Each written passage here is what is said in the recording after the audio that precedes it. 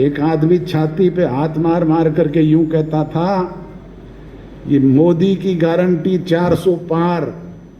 भूपेंद्र सिंह जी हुड्डा, हरियाणा प्रदेश में रणवीर सिंह तेरे बाप का राज थोड़ा ही है। कहीं सोनिया गांधी का पल्लू पकड़ेगा, कहीं राहुल गांधी का कुर्ता खींच के पीछे पीछे घूमेगा, कहीं प्रियंका की चुन्नी उठाएगा, तो कहीं वेणुगोपाल जैसों की चप्पल उठाएगा, तब जाके टिकट मिलेगी। बचा है क्या कोई नाम लेवा उसका? 10 दिन पहले तक तो किरण थी जो कभी नाम ले देती थी, अब तो वो भी बीजेपी में चली गई, और बीजेपी वालों ने टिकट ना दी तो हो सकता है मुस्लिम लीग में जाना पड़े। यहाँ से जो एक मंत्री था कैप्टन अजय यादव, हांसी बुटाना लिंक नहर बनाऊंगा और दक्षिणी हरियाणा में पानी पहुंचाऊंगा, इस प्रदेश का 500 करोड़ रुपया बर्बाद कर दिया उस नहर की खुदाई पे लगा करके। कर दिया कि नहीं कर दिया? याद होगा,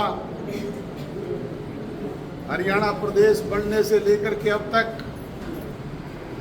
अनेक राजनीतिक दल इस प्रदेश में आए, अनेक राजनीतिक दल बने, संगठन बने, समूह बने, परंतु किसी का अस्तित्व नहीं है। सबसे पहले आपके पड़ोस के राव वीरेंद्र सिंह जी ने विशाल हरियाणा पार्टी के नाम से एक पार्टी बनाई थी। मेरी पीढ़ी के लोगों को तो याद है, पर ये जो 20-20 साल के नौजवान खड़े हैं, इनसे पूछेंगे तो उस पार्टी का नाम भी याद नहीं होगा। है क्या उसका कोई वजूद? नहीं है। उसके बाद अपने आप को हरियाणा के निर्माता कहने वाले चौधरी बंसीलाल ने भी एक पार्टी बनाई थी, हरियाणा विकास पार्टी के नाम से। बचा है क्या कोई नाम लेवा उसका? 10 दिन पहले तक तो किरण थी जो कभी नाम ले देती थी, अब तो वो भी बीजेपी में चली गई, और बीजेपी वालों ने टिकट ना दी तो हो सकता है मुस्लिम लीग में जाना पड़े।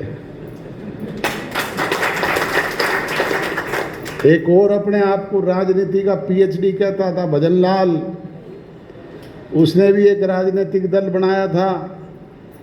क्या नाम था जी उसका? हजका। उस हजका का नाम लेवा है क्या कोई हरियाणा प्रदेश में? उसको तो छठे दिन सतपाल सांगवान ले उड़ा, सुपड़ा साफ हो गया।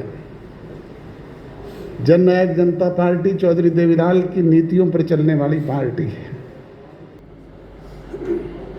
लच्छेदार भाषण देने वाले लोग तो बहुत आएंगे, बहुत आए हैं, बहुत गए हैं, पर जब वो आए तो उनसे पूछना कि किया क्या है। आज तो जब मैं हरियाणा प्रदेश की सड़कों पे निकलता हूं, तब एक गुलाबी पगड़ी में दीपेंद्र हुड्डा के फोटो छपे हुए दिखते हैं कि 300 रुपये में गैस का सिलेंडर देंगे, बुजुर्गों को 6000 रुपये पेंशन देंगे। बुजुर्गों और नौजवान दोस्तों, जब सत्ता में थे तब क्या दिया था? रोहतक की चौधर के नाम पे किसान की जमीन हड़पने का काम किया था, रिलायंस को बेची थी। आज वही जमीन रिलायंस जो 17 लाख में खरीद ले गया था, 10-10 करोड़ रुपए किल्ला बेच रहा है। ये काम किए थे इन्होंने। ये सिर्फ झूठे धोखे देने का काम करते हैं।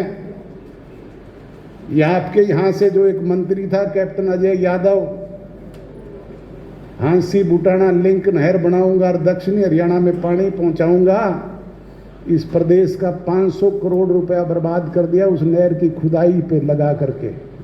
कर दिया कि नहीं कर दिया? आया पानी का टोपा कोई? नहीं आया। सिर्फ कमीशन खाने का काम करते हैं, धोखाधड़ी करते हैं, लोगों को गुमराह करते हैं। ऐसे लोगों से सचेत सजग और सावधान रहने की जरूरत है। बुजुर्गों और नौजवान दोस्तों, कमियां हम में भी रही। हम जो कर पाए उनका प्रचार नहीं कर पाए। ये लोग दुष्प्रचार करने में माहिर हैं, हमारे खिलाफ दुष्प्रचार किया और कामयाब रहे। मैं और किसी की कमी क्यों निकालूं, सबसे बड़ी कमी तो मेरी रही, क्योंकि मैं पार्टी का राष्ट्रीय अध्यक्ष हूं, इसलिए सबसे बड़ी जिम्मेवारी मेरी बनती है। मैं आपसे उसके लिए माफी मांगता हूं, कहता हूं मुझे माफ कर दें। बुजुर्गों और नौजवान दोस्तों, पहले के लोगों को ध्यान होगा, जब स्कूल में जाते थे तो स्लेट और बर्ता लेकर के जाते थे, स्लेट पे काम करते थे, और मास्टर जी जब अगला सवाल बोलते थे तो पिछले के ऊपर थ्रू करके रिव्यू मिटा देते थे और नया लिखना शुरू कर देते थे ना। तो अब पिछली पर थ्रू कर दो और आगे लिखना शुरू कर दो।